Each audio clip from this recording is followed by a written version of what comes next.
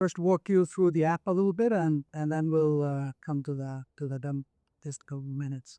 So Atlas Prior Roleplay, it's a very verticalized experience. It's focused on practicing conversational scenarios for these few human interactions that we make.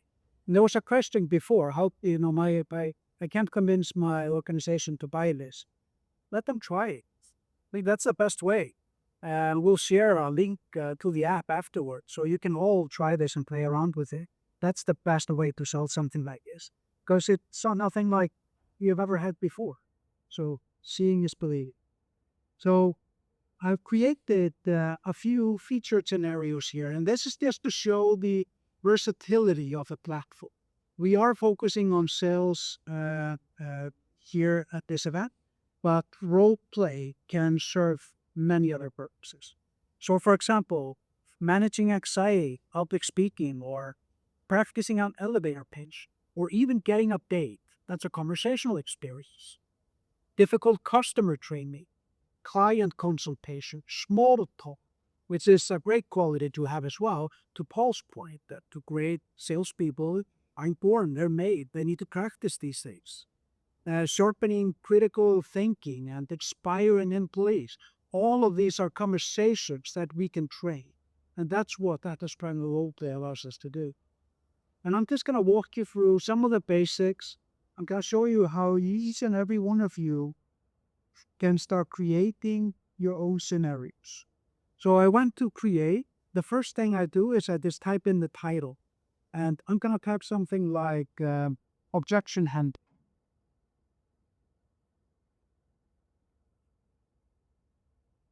Just to give it a title, and I'll narrate as I go along for the ones in the back.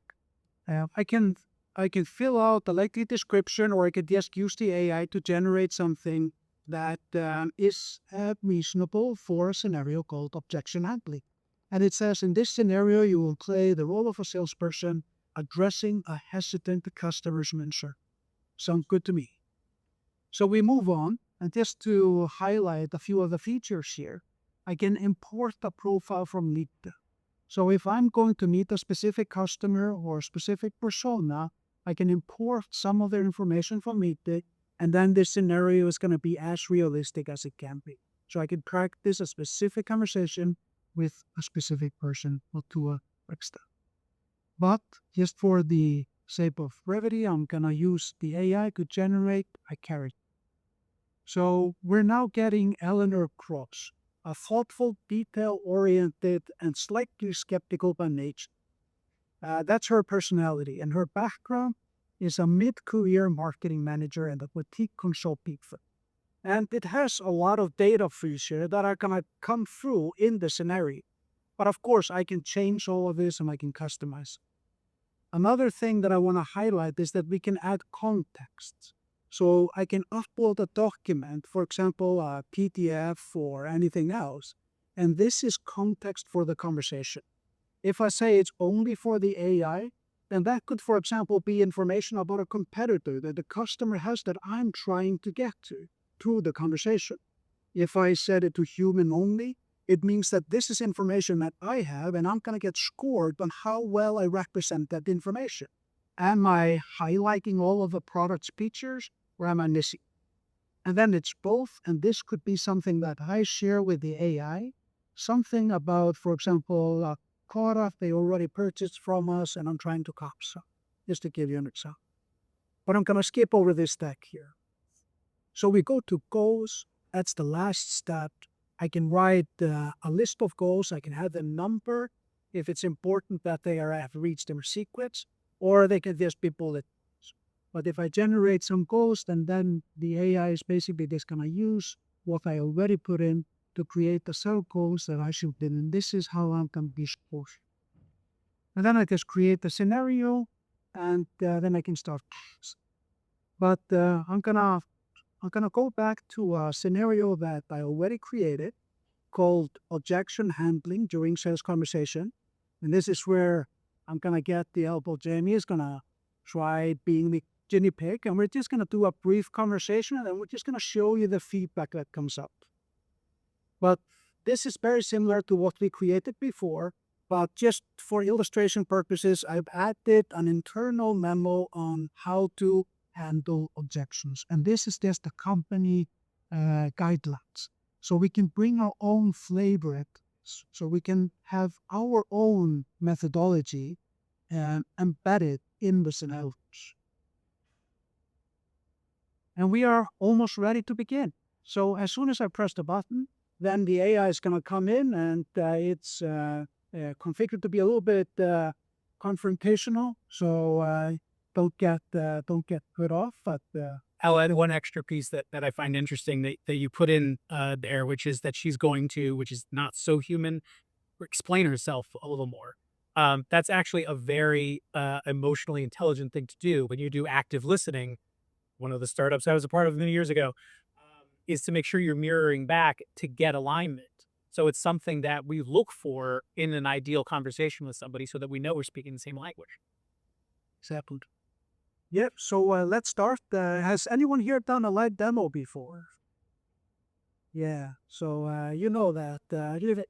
Yeah. So we got about 50% chance, but because you are all behaving very well and you're being quiet and you're stylish here, I'll give us about 55%. So let's try it. Again, if you wouldn't mind, just speak into this microphone. It can be on a table like this. It's great. And let's begin. What's the situation here? My name is Jamie Shores, and I'm the founder of Marked.dj. I'm selling a new remix platform called Marked.dj that equitably helps you with digital rights and royalty management so that any remixes you make on our platform can be sold, resold, remixed with the help of automated smart contracts so that your music can travel across the web, promote itself, and even sell itself. Sounds ambitious. I'm curious about how this platform ensures both transparency and fair compensation for artists. Can you share some data or case studies that demonstrate the platform's effectiveness and how it impacts artists' earnings? Of course, on a transparency level, we're using a public blockchain that we own and is exclusive to us. It's a name chain that makes it very simple to sign into. But we also make sure that the platform's effectiveness on the royalty dispersion is also transparent and automatic. So nobody on an immutable blockchain can change royalties once they're programmed in. So whatever you set, you'll get automatically paid no matter what step in the royalty process you're a part of with every purchase.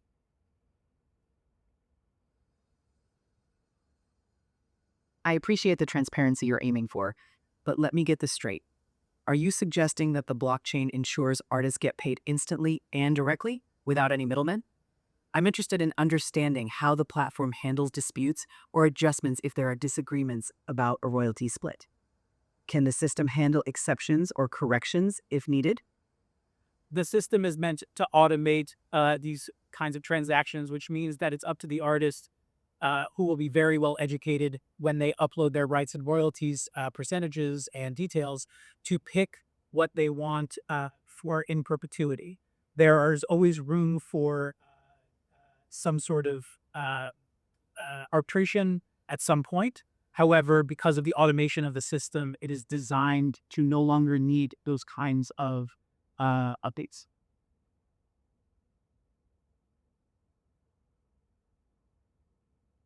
So essentially, the system relies on the accuracy of the artist's initial input and assumes all conditions remain constant. What I'm not hearing is a clear contingency plan for unexpected changes or disputes. For a system claiming to cut out intermediaries, having a reliable way to address disagreements could be crucial. How does your platform address situations where an artist or a collaborator disagrees about the distribution terms?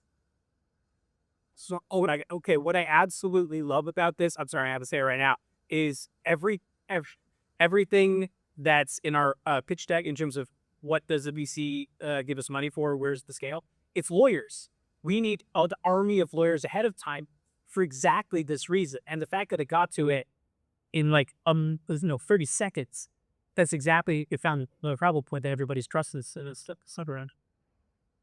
I'm happy to hear that. And I hope everyone heard what Jamie was saying. They decided to start some construction work here at the same time. Right. At least, I think, Jamie, you did a great job. It's always challenging when you start talking to the AI for the first time. But the way that this is built is you can interrupt it and it can jump in, and it's a very natural conversation. So afterwards, with Nasherali, feel free to try. But let's move on to the feedback and to see how the platform scores Jamie's conversation. So we score on multiple dimensions. And I'm just going to read out the major ones here. There's some overall score, 6 out of 10. And usually, as the conversation goes on, this gets higher because you're bringing more value. There's the goal achievement, that this is directly related to the goal that was specified in the scenario. And then it's the information representation. And of course, Jamie didn't have the eternal objection handling memo, but he seems to have hit his 30% of the points there, because this is showing how well Jamie did in handling objections. And then there are specific areas to improve. Acknowledged, some of the strengths, acknowledge Sandra's expertise by addressing her unenviable concerns.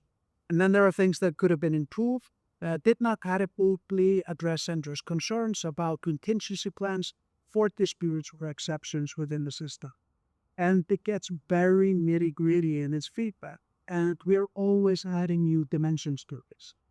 But if I've done this a few times, then I'm starting to create data points and I can track those data points.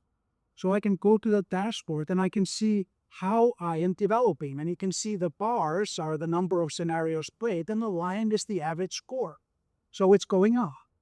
And I can also look at things like the common strengths in this scenario. It's been played 3 times. And I can see what is the AI usually giving me the most feedback on, and what is it criticizing. And then I can see exactly how I can improve, and all of this is actionable.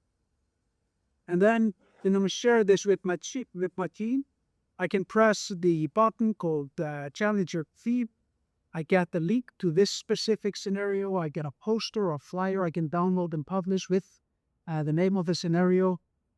It also has some text that I can copy and share to socials or platforms. This one is challenging my coworkers. This is posting about my achievement, and this is telling the story of why I'm developing myself.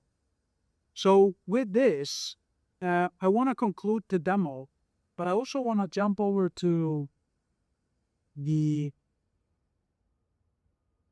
slide here and offer you to try this yourselves. All of this is free and open, and you can play with this as much as you want. So there's a scenario there where you can test your elevator pitch. So try your best 60-second sales pitch and see if it can assure you the next meet.